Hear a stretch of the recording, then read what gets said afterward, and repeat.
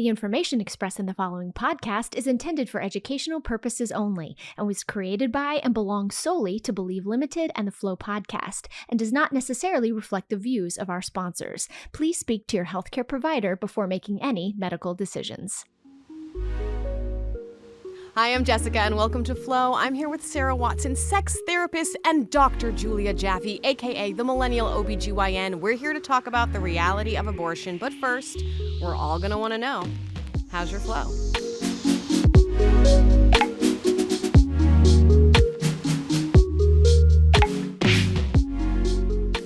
Welcome once again to Flow. We start off Flow with a quick check-in to normalize the reality of menstruation. I'm just going to ask all of us to answer, how's your flow? I am in the luteal phase. I had a really rough ovulation, to be honest with you. Pain, terrible, kept me up. I hated it, and I'm glad it's over. Glad that's I'm done. glad it's over then. Thank you. Yes. Dr. Jaffe, how about you? How's your flow? I will say my flow is non-existent. I have a Liletta, which I've had for many years. Haven't had bleeding in about a decade. Doing great. Lovely. Great. A decade. That's amazing. I'm like, I want to do a handstand for you. It's Thank so you. exciting. Little IUDs. I know. Mirena for life over here. Love the Mirena. Love it. Love the Liletta. Mirena's also great. Yes. All the brands. Well, I am not on any birth control, so I've been experiencing my menstruation for the past 10 years as such. I am currently dealing with an infection in my tonsils, so steroids and antibiotics and feeling how those interact with where I am in my flow. Like, I am not menstruating currently, but if I were during this, I think I'd need to take a knee. having some sensitivity. Yeah, definitely all those things are related. It can be very hard to trace exact cause and effect for, how different antibiotics or medications affect flow, if you will, and other things reproductive, because there's so many variables. But, I'm glad that you're not having everything together. Cheers. Yes, I appreciate that too. And I'm so glad that we have you here today to talk to us about some of those intricacies, particularly how it relates to pregnancy and abortion. We're going to get right into it after this quick break.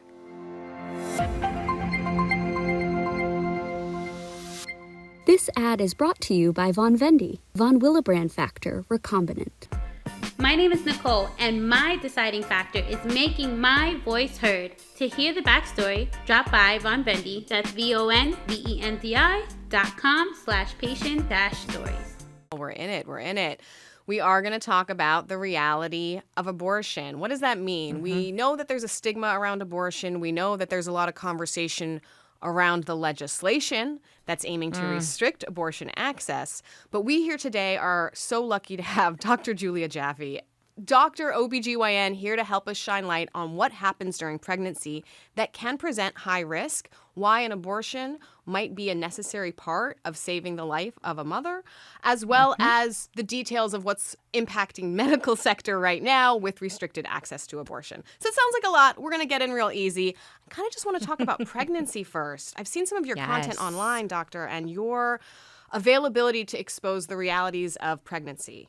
Preeclampsia, all the details is really inspiring. It's not usually involved in the conversation. Yeah, I think one important thing to keep in mind with the context is that I really believe there really is not a hierarchy of abortion needs or abortion care. So when we talk about risks of pregnancy and the way that we make decisions about our individual health care, we certainly want to keep in mind the true life or death circumstances, for people who particularly are struggling with bleeding disorders and come to it from that perspective. There is a dramatically increased risk of blood loss requiring transfusion and, potentially really fatal events like blood clots, DVTs, and PEs, as well as hypertensive disorders, metabolic disorders like gestational diabetes.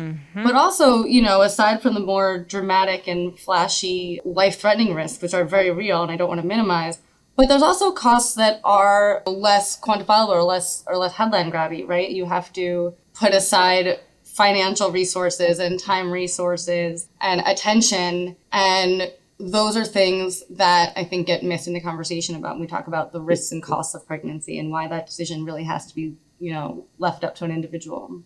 Absolutely. Yes, thank you. The reality or lack of reality of maternal support as an option for those in pregnancy is I think part a lot of the reality. conversation focuses on, is abortion needed? What exceptional situations constitute a big enough risk that this person should be entitled to make medical decisions about their own body?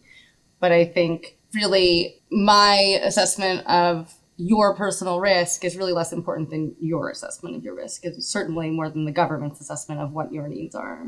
Uh-huh. Yeah, a round of applause Absolutely. goes there. Yes, We edit those yes, in please. sometimes, so that's the crowd.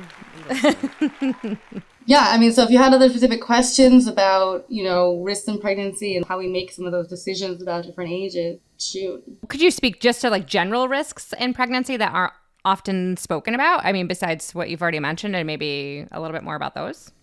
Yeah, well, risk of, we mentioned common things, gestational hypertension, which if progressed to severe cases can lead to seizures, which can really be life-threatening. Gestational diabetes, which can lead to lifelong diabetes, which can be a chronic health issue that we know contributes to a lot of suffering and a lot of life complications. Basically, pregnancy affects really every organ system in your body, right? So it can affect liver function, thyroid function, asthma, and pulmonary function. There really is not a single system that I can say isn't affected. Sure. And, just because some of our audience is experienced in medical language, but you are an expert, can you describe, for example, the hypertension, what that does to the body as an example of what goes on during pregnancy? Mm-hmm. Yeah, so it's actually not entirely known what causes some people to have what we call gestational hypertension or preeclampsia. I think one of the terms that people may be more familiar with is preeclampsia, and how that can progress to eclampsia, which is when you actually have a seizure in pregnancy. And the only cure for this condition is delivery, is ending the pregnancy. So we have risk mitigation strategies. We use antihypertensives and magnesium and medications to help reduce the risk of seizures. But really the only treatment for that is delivery. And essentially, in pregnancy, your blood volume significantly increases. It increases by about half. And there are a lot of metabolic changes that go on to make nutrients and blood and oxygen available to a developing fetus, right? The fetus grows and is kind of greedy about oxygen and sugar and all these things that you need. The body of a pregnant person mobilizes more sugar into your bloodstream, and you have an enormous increase in blood volume. And in some people, we believe certain factors related to the placental development cause sort of dysregulation of your blood vessels. So you have increased blood pressure. And that can be a sign of increased dangers to come, which again can result in seizures, which can be really fatal. And I did get to interview a woman who went through a birthing experience with preeclampsia, and she talked about the magnesium sulfate, that it's like lava through the veins, like the amount of endurance to use the risk mitigating treatments that are available is a high quantitative pain experience. Yeah, those experiences are very subjective, so it's hard for me to speak to any individual person what it feels like to get magnesium sulfate, but I will tell you it can be sedating. And, when you're on magnesium sulfate, we also routinely monitor for magnesium toxicity as well as for progressing signs of preeclampsia. So you're getting a constant IV drip, you're getting poked every 6 to 8 hours, you're getting your reflexes checked, and we're closely monitoring the fetus because the magnesium can be sort of suppressing not only to like the pregnant person, but also to fetal functions. So because you're in this like closer surveillance state, because you're in a high risk state, you have a higher risk of having other interventions like induction or cesarean delivery. So it can be quite stressful. Yes. I think I've had so many friends, well, not so many go through that, but just being concerned, okay, this is something that is a risk because now we're talking about it a little bit more. And could you speak to, if you have multiple pregnancies, is there a heightened, are you at risk to have it for your second pregnancy if you had it for your first, or like how does that? I would say statistically in medicine, the biggest risk factor for having anything is if it happened once before. Got it. So it is true that if you have a history of high blood pressure in pregnancy, or gestational hypertension or preeclampsia, we do monitor more closely because there is an increased risk of having that again. Okay. Which, coming back to the abortion rule, the abortion debate and who makes these decisions and why they might be making these decisions. I think there's been a lot more discourse about this recently, but people tend to forget that this could be a person who has children at home, who has a high risk pregnancy, and in order to protect their own safety, makes a specific risk calculation to say, I can't put myself at risk. I need to be here for myself and for my family. So that sort of ties in with the sort of individual medical decision making that we were talking about.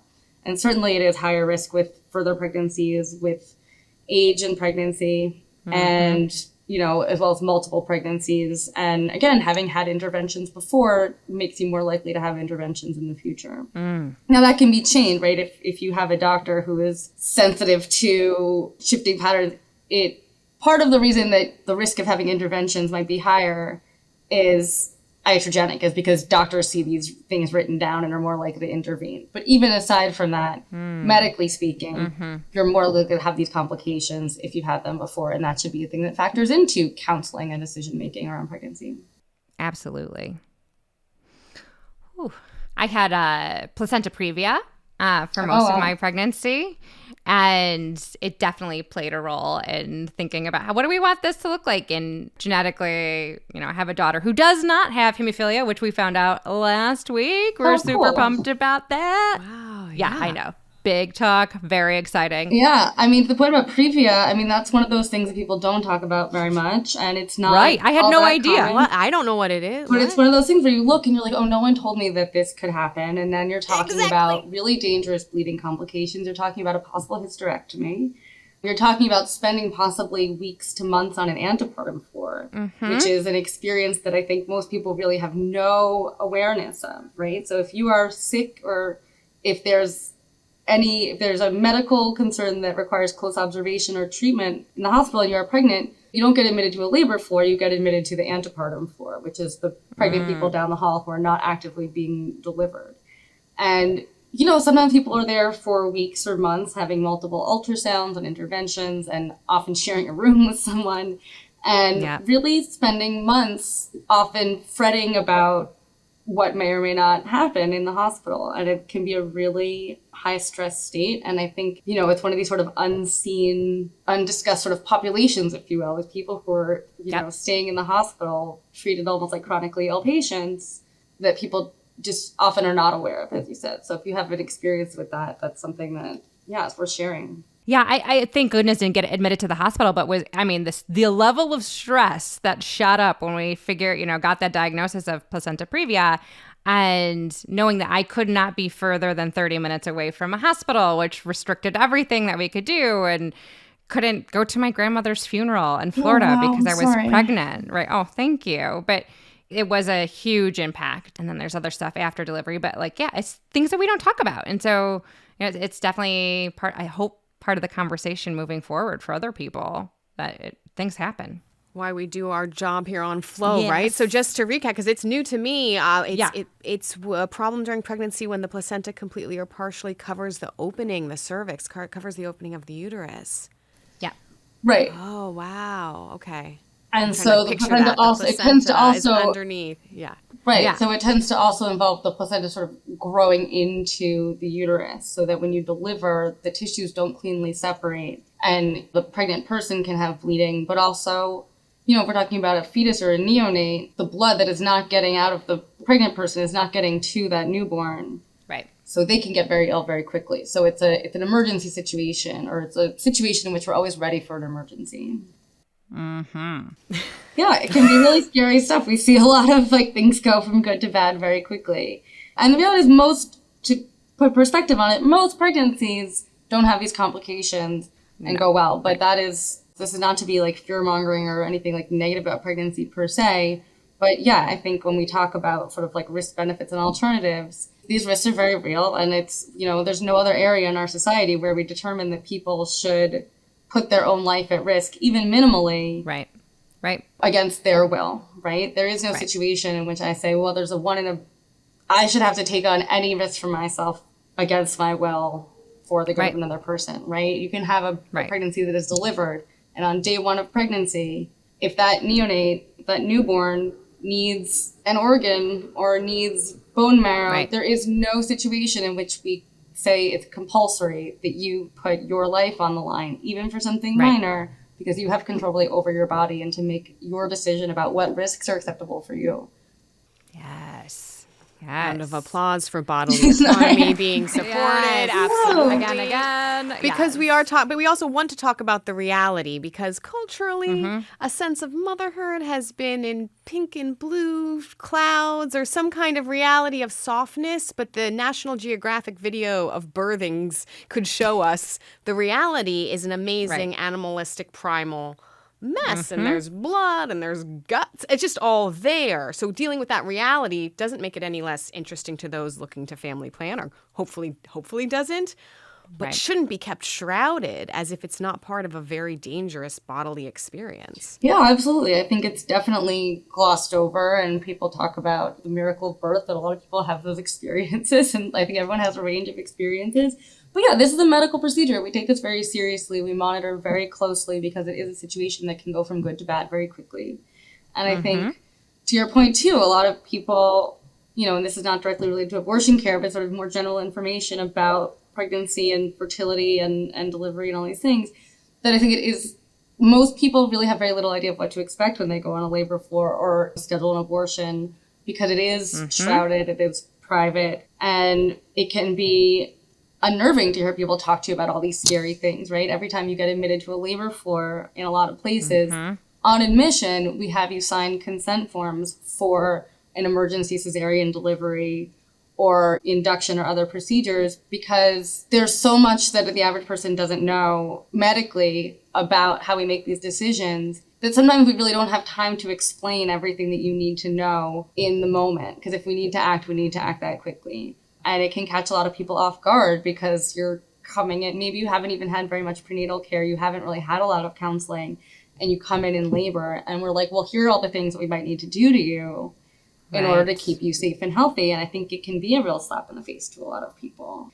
And, the postpartum experience as well, right? I think a lot of people find themselves sort of unprepared for the sort of physical and social and psychological adjustments, as well as the resources that it really requires to take care of yourself and a newborn. Yeah, absolutely. When I don't know if you hear this in your office, Dr. Jaffe, but often if I have friends or clients that are pregnant, like they don't want to hear about the stories of like, this could go wrong, right? And which makes sense. You don't want to bring that stress into your like zone, into your, to your area of like, I'm so excited, if you're so excited that you're pregnant. And then like, no, don't tell me your horror stories. But then they'll be done and they're like, what the hell just happened to me? Right. And then, as a clinician, I'm like, okay, well, let's talk about the trauma you just went through. Absolutely. And I think when you say people don't want to talk about or don't want to say the negative things, I think that's one of the challenging things about navigating something that's such a sensitive area for so many people. I see a person who is here to confirm pregnancy and they're really excited and they've been trying, or maybe they're upset and frightened or whatever the situation is. But, I have to explain to people, my script is that, with a positive pregnancy test, we really have 3 possibilities here. You have a normal early pregnancy in the uterus. Great. You have an abnormal pregnancy in the uterus. About 10% of pregnancies miscarry, and I just have no way of assessing that right now. And the third possibility is an ectopic pregnancy, which in the average population is only about a 2% risk, but that's 1 in 50. That's not nothing. So if someone comes in with a positive pregnancy test, and I want to be supportive and happy and sensitive to sort of the cultural meaning of what that is, or the personal meaning of what that is. But we really do have to also talk about what we need to do to make sure you're safe, right? So congratulations, but also we need you to schedule an ultrasound. And until we have that, I need you to be aware that if you feel sick, you need to go to the emergency room because you could have life-threatening bleeding.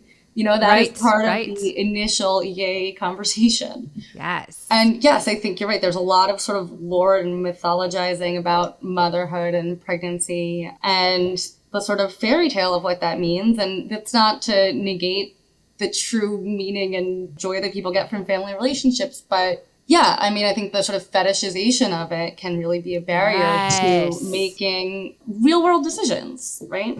100%. Oh my gosh, yes. And ignorance is bliss. But so maybe that's the spirit of sometimes it is a little bit harsher to hear the realities, but that is helpful if you end up facing those realities to know what you're getting into is the disclaimer. Right. And I think that's right. We talk about informed consent, and it's really, unfortunately, obviously the government has really interfered with this recently, but you know, there are already doctors who are being compelled to really betray that principle by not giving informed consent, by reading false scripts that they know to be untrue about what the risks and benefits of abortion are. You know, to your point, we really do have to talk about the good, the bad, and the ugly in order to make these decisions. Sorry, that was a bit of a tangent. No, we love a tangent. I'm ready to go into like what is truth, because exactly, if CDCs are allowed to present themselves as places to help support your abortion decision, but are actually complete anti-abortion propaganda machines. Yeah, you mean crisis pregnancy centers? Yeah. I had not even known about those honestly until a few years ago. I did my surgical fellowship at Emory and had, I don't know, gotten to know people in the department there, and I hadn't even known that crisis pregnancy centers were really a thing until a group of actually like reproductive advocates in the nurse practitioner community was sort of like holding a gathering to talk about what we can do to combat these. They're really dangerous, and I learned recently that even in New York City, they outnumber abortion clinics. Yeah. What? In New York City? That's insane. Yeah. Now, that doesn't include, when you talk about abortion clinics, I don't have like all the data on this, so someone can fact check me. That's totally fine. But, you know, when we talk about abortion clinics, that does not include people like myself who do abortions in our office or at like an academic hospital, right? Where, for what it's worth, for any listeners who are in New York and nervous, because my patients certainly are, I am not having any pushback at this point. It's just not to relax on the issue. We need to be constantly advocating as well for, you know, around the country. But where we're at today, I am not seeing barriers to availability for OR space or misoprostol or, you know, any of those things. But the misinformation coming from healthcare workers across the board is really a scary thing. And we see public figures, politicians with MDs, very famously out there spreading lies that really I think also need to be held accountable. Yeah, so and who does hold accountable? Who do we have to hold accountable? The people with microphones saying, I mean, we're with microphones here are contributing what we can to a public convo, but there's people have a microphone, they just say whatever the hell they want. Yeah, it's really scary. It's very dangerous, like intentional misinformation. That's okay. So intentional misinformation. Let's talk about the maybe unintentional but maybe neglectful lack of education even within the medical sector. Can you share what information about abortion was accessible to you as a student versus what you discovered from your own study? Well, I will say as a student, I was a med student at Mount Sinai, which is it shouldn't really have to be called progressive, but in the current state it is. It's a progressive institution. Abortion was taught as basic part of gynecologic care. And so that was actually really normal to my view. I will say in my residency training, there was a wider diversity of views on the subject. And I worked with several residents, GYN residents, who didn't perform abortions. And so a lot of my attendings didn't perform abortions. And I will say there were a couple of people who did second trimester abortions, which is a procedure that we do to evacuate the fetus after 12 to 14 weeks. We use just different instruments. It's a little bit higher risk because we're moving more tissue and we have to open the uterus more to do a little bit more work. But generally extremely safe with low complication rates. And again, people who are making their own decisions, which I'm going on a tangent. But I will say most of the residents in my program declined to participate in those. And I think that was something that really surprised me, being in New York City and working with a group of future gynecologists who did not want to participate in abortion care. So that was a real reality check. And I've seen a lot of discussions about, there was an article in the New Yorker a while ago that mentioned, you know, what is the future of OBGYN care and how are residency programs in Ohio going to function? And I do hear a lot of anxiety and stress around that from med students and trainees and educators in the field. But I think it's also important to recognize that access has already been so restricted and the training has already been so restricted. You know, and again, coming back to the crisis pregnancy centers in my training in Georgia, way before the fall of Roe, something like 95% of counties in Georgia don't even have a gynecologist, much less an abortion provider. Just a gynecologist? There's one guy, and I'm going to mess it up now. This is bad because I want to say Mississippi, but I could be Missouri. There's literally one guy in the state who did abortions. And he was an incredibly smart, caring, active, vocal Black man. And he would get threats from his own community that he was betraying his people. And he was the one guy in the entire state. And this was 10 years ago. Oh, gosh. This was almost 10 years ago.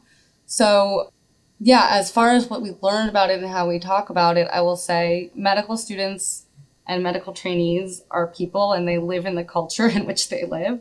And so for me, coming from an intellectual progressive background, talking to a lot of doctors in training who did not have that background was surprising to me.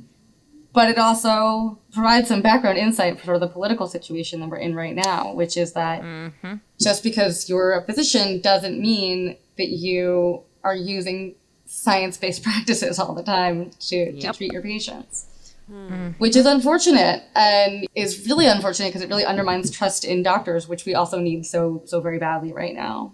But as far as normalizing what it is and what it looks like in training, I don't know I never really particularly took a squeamish approach to this. I will say I talked to a lot of people about how it felt doing the second trimester terminations. And you're expected to have a certain apologetic or, I don't know, remorseful tone around these things. And I always was really struck how much people were like, oh, is it really sad? No, I really felt proud to do this.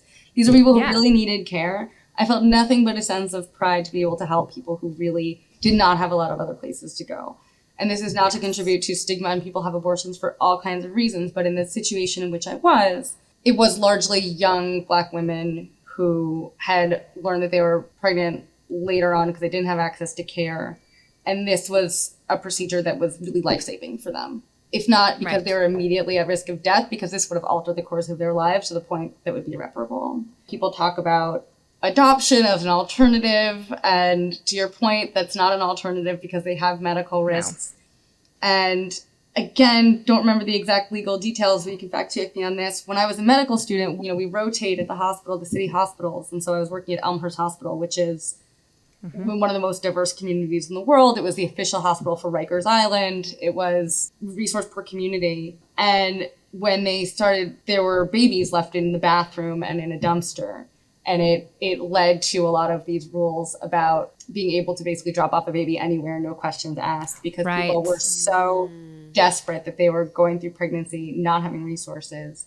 And that was really their only way out. So again, a little bit of a tangent there. But I don't know, as far as the second trimester terminations and the reality of what that looks like, and we do remove fetal parts, and then we had a great team of nurses there who would sometimes not want to touch things or be a little squeamish about it, but they showed up. They were kind and respectful to our patients, and it was a meaningful contribution, I felt. As far as the reality of first trimester termination, honestly, it's one of the more routine and kind of boring procedures that we do. And I don't want to, for any patient who's undergoing this, you don't want to think that your doctor's not. We take individual patients seriously. We always check all of our boxes to make sure that we're minimizing risks of infections and blood interactions and all these potential complications. But realistically, to do an abortion in the first trimester takes me about 5 minutes. It's one of the first things, as an intern, it's one of the first things that because we do them so frequently, because someone has a miscarriage or someone wants an abortion, that it's one of the first things that you really do on your own without the attending's hands on you as you're learning to do it. Because it really is very straightforward in the vast majority of cases. And so when I talk to patients now about scheduling an abortion, I sort of say, wait, sorry, I'm going to hold this for 1 second. And I'll of course. Yeah. Oh, she's amazing. I'm sorry. I actually have people waiting. That's fine. It's fine. I realize we're getting close to the hour. This is such great content, but we'll wrap it up in 5 minutes. Is that okay? Yeah. I feel like I've been rambling so much. You're wonderful. Basically, the reality of a first trimester abortion, I talk to patients now who come to me and are, want to terminate a pregnancy, and we talk about different options. And, one of the benefits of doing a surgical termination is if you come to me and you're pregnant today, and I have time in the OR, you'll not be pregnant a week from now. You can go to work the next day. I appreciate people feel a lot of whiplash emotionally and can raise all kinds of life questions and bigger identity questions when you realize you're pregnant and have to make decisions about what to do about it. But medically speaking, you come to me and you're pregnant today, you won't be next week. Let's talk about contraception and get back on your way. And I talk to people about the procedure. And basically, if I'm doing it in the hospital, you can't eat or drink anything the night before because we do use general anesthesia. You don't always use general anesthesia, but in the hospital, that is their protocol. So you can't eat or drink anything the night before. You come in the morning, I meet with you meet with the anesthesiologist, we go to the OR, they put a bunch of monitors on you, they put booties on your legs to keep your circulation flowing nice and smooth. We put you in a pelvic exam position. I use a little I sometimes describe it as sort of a little pencil-like thing to dilate the cervix. Insert a sort of semi-rigid plastic tubing with a vacuum on it to take out the contents of the uterus. We make sure nothing's bleeding. We dab you up. We take you to the recovery room. Once you're walking and talking, you go home. You won't remember anything I say to you immediately after, so I'll call you tomorrow. You'll probably have some spotting and cramping. You can take Advil or Motrin if you don't have any contraindications to those medications, but you can really go back to work the next day. And so it's sort of like a travel day, you know? It's like there's all this sort of hassle built into the bracketing ends of it, but the procedure itself is 10 minutes. Got it. That is So the helpful. reality of what an abortion process can be like. That is it's a good reminder that abortion is life-saving. Abortion is healthcare. We could probably keep talking about the separation or needed separation of medicine and religion, but we know you have a very busy schedule. Thank you for normalizing the reality of abortion with us. We'd love to have you back on as the fates allow. Yes. Yeah, I is would there love it. anything Thank else? you. This was a great conversation, and I know there's a lot of stuff that we didn't get to, but if you want to talk again, I'd be happy to. And thanks a lot. Awesome. Thank you. This was amazing and really informative. Very helpful. That's it for now, but join us on the first Thursday of every month this year. We have one more month to talk about abortion. See you soon. Bloodstream Media is more than just a rare disease podcast network. With shows on chronic pain, menstrual health, and Dungeons and Dragons, yes, Dungeons and Dragons, Bloodstream Media's got a little something for everyone. Visit bloodstreammedia.com or find Bloodstream Media on Facebook, Twitter, or Instagram to learn more. And thanks to our sponsor Takeda for their support of Flow. Flow is produced by Bloodstream Media. Shout out to Amy Board, creative director, and your hosts, Sarah Watson and Jessica Richmond. In 2022, Flow will have new episodes the second Thursday of every month. Hey, that's the day after I start menstruating.